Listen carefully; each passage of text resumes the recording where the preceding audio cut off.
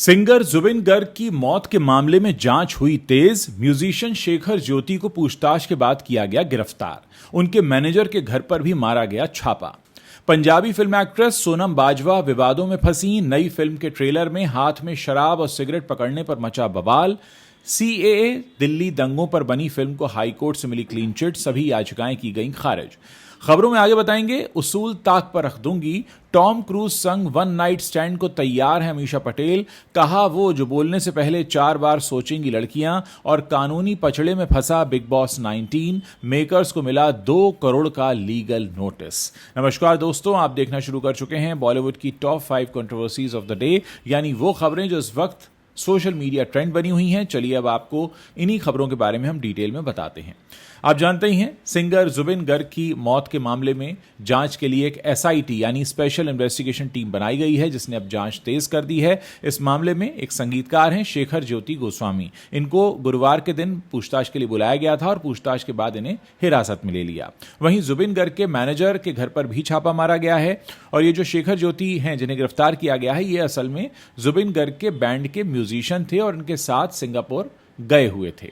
इसके अलावा उस इवेंट के ऑर्गेनाइजर जिसके लिए गए थे जुबिन गर्ग, शानकनु महंत हैं ऑर्गेनाइजर, उनको भी जांच के दायरे में लिया गया है, जिसके लिए जुबिन सिंगापुर उनके बुलावे पर गए थे। ऑर्गेनाइजर और जुबिन के जो मैनेजर हैं सिद्धार्थ शर्मा, इनके धीरेनपारा और गीतानगर स्थित घर हैं, वहां पर टीम ने छापा मारा, लेकिन दोनों ही घरों में मौजूद नहीं थे। रिपोर्ट्स बताती हैं कि जिस समय टीम सिद्धार्थ के घर पहुंची उस समय भारी भीड़ जमा हो गई और पुलिस जीप पर खूब पथराव किया। वहां से उपद्रव भड़काने के आरोप में 2 लोगों को भी हिरासत में लिया गया। असम के मुख्यमंत्री हिमंत बिस्वा शर्मा ने जांच के आदेश भी दिए थे और आप जानते हैं कि उन्होंने ये भी कहा है कि अगर स्पेशल इन्वेस्टिगेशन टीम जांच में किसी तरीके की लापरवाही करती है या सेटिस्फैक्ट्री रिजल्ट्स नहीं आते हैं तो राज्य सरकार सीबीआई को केस ट्रांसफर कर देगी। आपको बता दें कि 19 सितंबर को popular singer Zubeen Garg Singapore गए थे।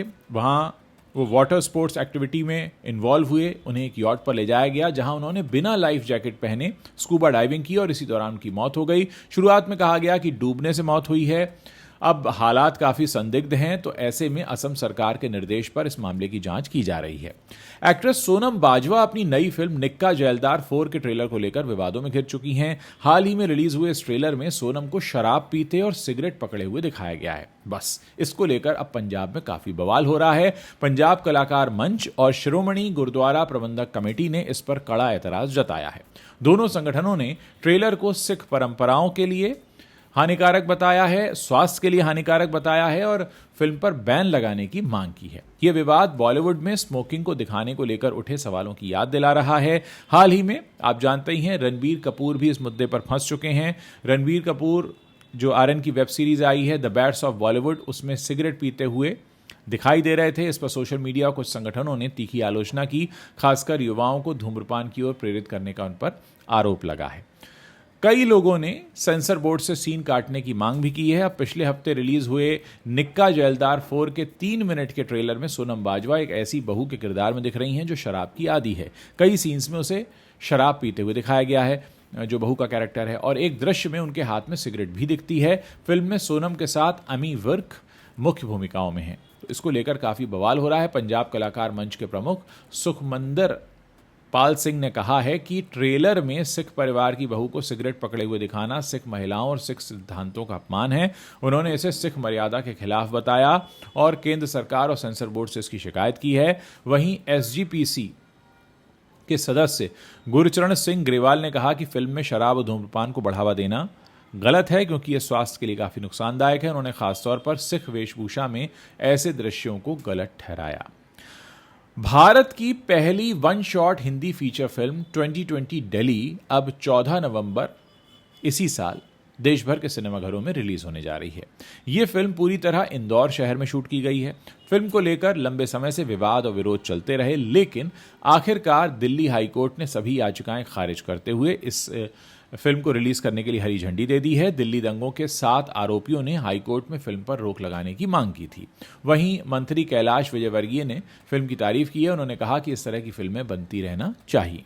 सीएए का मुद्दा तो उस दौरान भी सही था और आज भी सही है। दिल्ली दंगों से जुड़े 7 आरोपियों ने कोर्ट में फिल्म पर रोक लगाने की अपील की थी। उनका कहना था कि फिल्म से लोगों की नज़रों में उनके खिलाफ नकारात्मक छवि बन जाएगी, लेकिन हाईकोर्ट ने साफ कह दिया कि रचनात्मक आज़ादी पर रोक नहीं लगाई जा सकती। इस फिल्म को सेंसर बोर्ड से UA 16+ सर्टिफिकेट मिला है। देवेंद्र मालवीय द्वारा निर्देशित यह फिल्म अपनी अनूठी तकनीक और संवेदनशील विषय के कारण रिलीज से पहले ही काफी विवादों में घिर गई थी, लेकिन अंततः सेंसर बोर्ड और दिल्ली हाईकोर्ट से उसे हरी झंडी मिल गई है। निर्देशक देवेंद्र मालवीय ने बताया कि फिल्म का ट्रेलर सामने आते ही इस पर राजनीतिक बहस छिड़ गई थी। कांग्रेसी नेता अभिषेक मनु सिंघवी ने इसे भाजपा का प्रोपेगेंडा बताते हुए चुनाव आयोग से इस पर प्रतिबंध लगाने की मांग की थी। उनका तर्क था कि फिल्म उनके खिलाफ जनमानस में विद्रोह पैदा कर सकती है।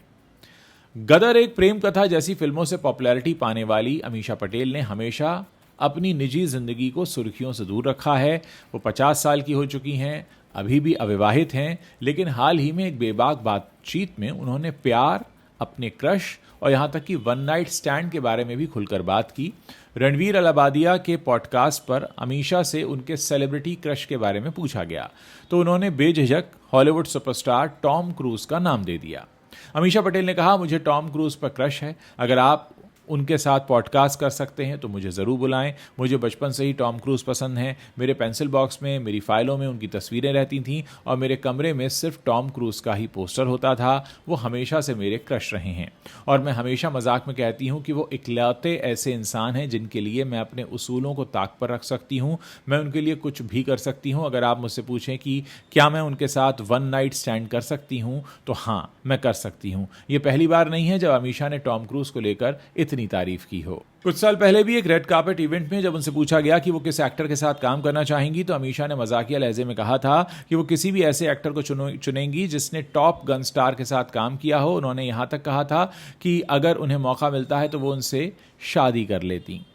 आपको बता दें कि अमीषा ने कहो ना प्यार है से बॉलीवुड में डेब्यू किया था, रातों रात स्टार बन गई थी। बाद में उन्होंने और भी कई फिल्मों में काम किया। गदर एक प्रेम कथा के दौरान उन्होंने कई अवार्ड्स जीते जिसने उनके करियर की दिशा बदल दी। इन हाल के कुछ सालों में उन्हें हमराज, ये है जलवा, गदर 2, वादा, ऐलान, मेरे जीवन साथी, आपकी खातिर और भूल भुलैया जैसी फिल्मों में देखा गया है।